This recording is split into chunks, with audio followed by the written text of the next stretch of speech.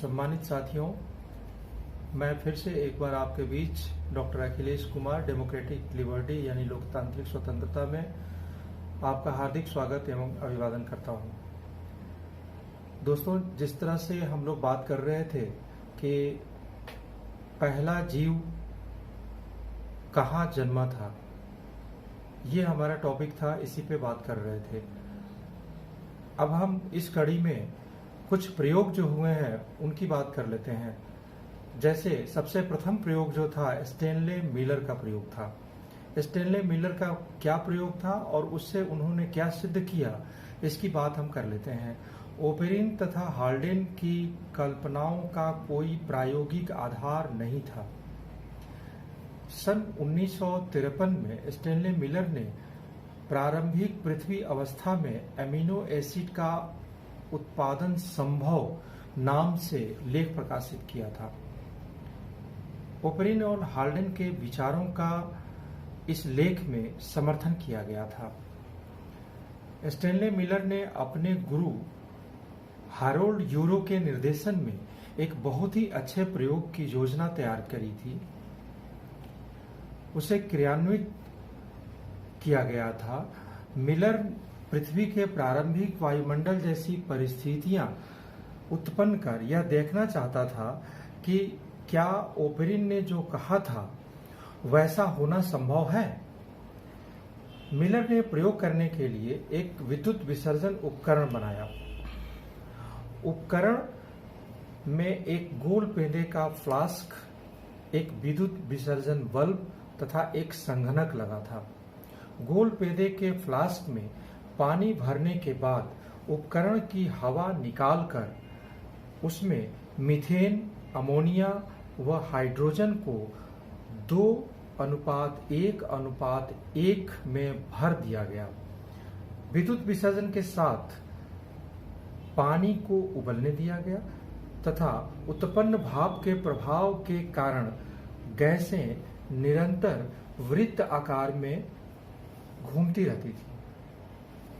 विद्युत विसर्जन बल्ब से निकलने वाली जलवाष्प के संघनित होने पर उसे विश्लेषण हेतु बाहर निकाला जा सकता था। मिलर ने निरंतर 1 सप्ताह तक विद्युत विसर्जन होने के बाद संघनित द्रव्य का विश्लेषण किया। विश्लेषण करने पर उस द्रव्य में अमीनो एसिड, एसिटिक एसिड आदि कई प्रकार के कार्बनिक पदार्थ पाए गए। मिलर के प्रयोग द्वारा ओपेरिन के रासायनिक विकास की परिकल्पना की पुष्टि होने से इस सिद्धांत की प्रतिष्ठा और भी बढ़ गई। मिलर के प्रयोग के महत्व को इस बात से समझा जा सकता है कि शनि के उपग्रह टाइटन के वायुमंडल में जीव की उत्पत्ति की संभावना की पड़ताल के संदर्भ में इस प्रयोग को पुनः दोहराया गया है। ये वर्तमान की बात है। प्रयोग से प्राप्त आंकड़ों के आधार पर कहा जाने लगा है कि जल की अनुपस्थिति में भी वायुमंडल में जीवन के घटकों का संश्लेषण संभव है। मिलर के प्रयोग से पृथ्वी के प्रारंभिक वातावरण में कार्बनिक अणुओं के बनने की बात तो समझ में आ गई थी, मगर अब प्रश्न यह था कि इन एकल अणुओं ने आपस में जुड़कर बहुलक अणुओं का निर्माण किस प्रकार किया होगा।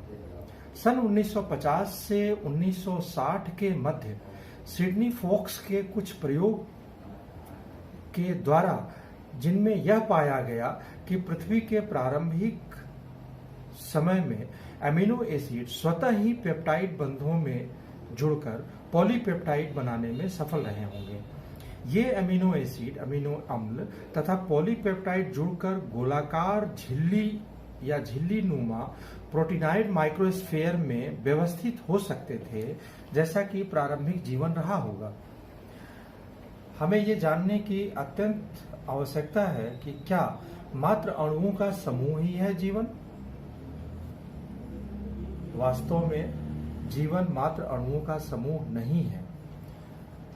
जीवन के विषय में ज्यों-ज्यों जानकारियां बढ़ती जा रही हैं, प्रथम जीव की उत्पत्ति को समझना उतना ही कठिन होता जा रहा है।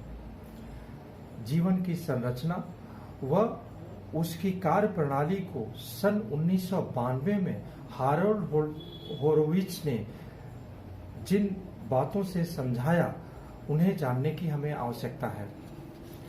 जिसमें पहला तथ्य उन्होंने ये दिया कि जीवन कोशिकाओं से बना होता है। प्रत्येक कोशिका का 50 से 90% भाग जल होता है।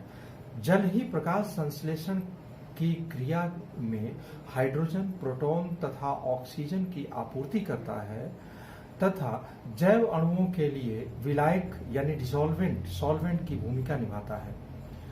जीवन के निर्माण में प्रयुक्त अधिकांश सहसंयोजक जैव अणु carbon, hydrogen, nitrogen, oxygen, phosphorus तथा गंधक से बने होते हैं। जैव अणुओं जैसे शर्करा, अमीनो एसिड्स, न्यूक्लियोटाइड्स, वसी अम्ल यानी फैटी एसिड्स, फास्फोलिपिड्स, विटामिन्स तथा सह एंजाइम से बना एक छोटा समूह सजीव सृष्टि का निर्माता है। प्रत्येक जीव के गठन में प्रमुख भाग बड़े अणुओं, प्रोटीन, लिपिड, कार्बोहाइड्रेट व नाभिकीय अम्ल यानी न्यूक्लिक एसिड का होता है। प्रत्येक जीव की कोशिकाओं में एक ही प्रकार की दोहरी झिल्ली यानी डबल मेम्ब्रेन लिपिड की यानी वसा की पाई जाती है। सभी जीवों में ऊर्जा का प्रवाह फास्फेट बंध यानी एटीपी जिसको कहते हैं एडिनोसिन ट्राइफॉस्फेट के जल अपघटन के माध्यम से होता है। संपूर्ण सजीव जगत में उपापचय क्रियाएं यानी मेटाबॉलिक रिएक्शंस एक छोटे समूह ग्लाइकोलाइसिस, क्रेब्स साइकिल, इलेक्ट्रॉन हस्तांतरण श्रृंखला के माध्यम से संपन्न होती है। विभाजित होने वाली प्रत्येक कोशिका में डीएनए का एक सेट जीनोम के रूप में होता है। यह आरएनए के रूप में निर्देश भेजता है जिसका अनुवाद प्रोटीन के रूप में होता है। वृद्धि करती प्रत्येक कोशिका में राइबोसोम पाए जाते हैं जो प्रोटीन संश्लेषण करते हैं। प्रत्येक जीन सूचनाओं का अनुवाद न्यूक्लियोटाइड भाषा से विशिष्ट एंजाइम के सक्रियण व ट्रांसफर आरएनए के रूप में करता है। तो पहले कौन बना तथा बाद में कौन बना, यह प्रश्न भी महत्वपूर्ण है कि किसी तंत्र विशेष के बनने तक शेष तंत्रों का कार्य कैसे चला होगा।